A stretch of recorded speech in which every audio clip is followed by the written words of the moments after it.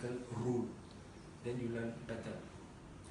When you have finished whatever you wish to say, and you ended with, that's all I have to say, that's all I want to say, the impact is lost. Unnecessary, redundant. Pause, extend your arm in the direction of the MC or Toastmaster of the day. Cliches, last but not least, without further ado, none other than. Cliches are very tired second-hand language, very stale, very weak, very unoriginal. Master of ceremonies like to use them. Avoid them, refrain from using them. It's very jarring where the year is concerned.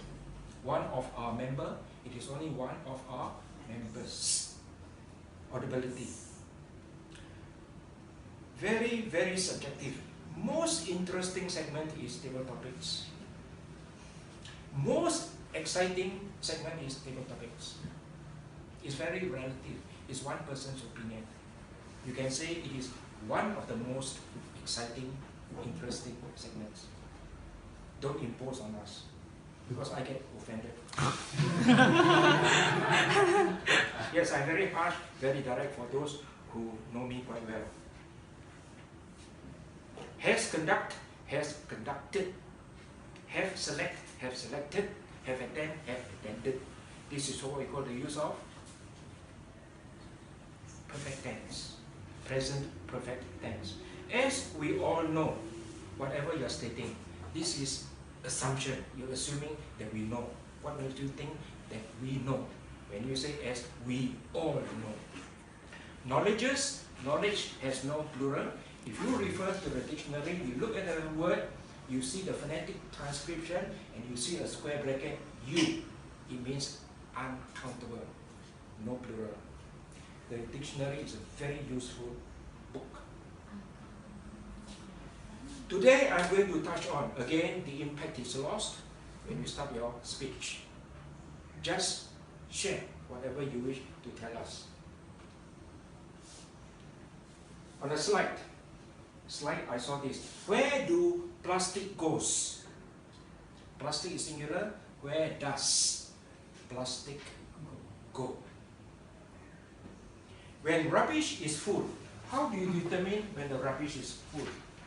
When the garbage bin is full, or when the tray is full, or when the basket is full, but not when the rubbish is full. How? In the spoken form, when you use short form, it's very dangerous. There's different ways. There's is the short form for there is. Different ways, plural, there are different ways. Three speakers, very common mistake, repeat again. Again is redundant. You should always, whether you're a speaker or you're a project evaluator, the word should is very strong, very imposing, very authoritative. By using the word you should, always. It is hard to forget. Now in this instance, hard is something that is tangible. This is very hard.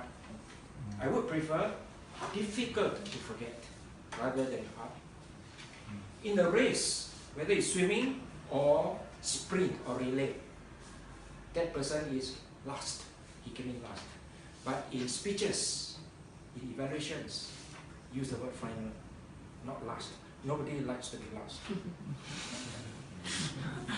Everybody say enunciation, plural, present tense, everybody says. Past tense, everybody said. So, audibility. Currently, right now, redundant. Either you say currently or you say right now, one or the other. We actually sell products. Either you sell products or you don't sell products. That's why it has been called a pause filler. Finally, greeting. Those who are listening to me for the first time, you are excused. Practically everywhere, even in Europe, you see somebody in the morning, good afternoon, good evening. The word good.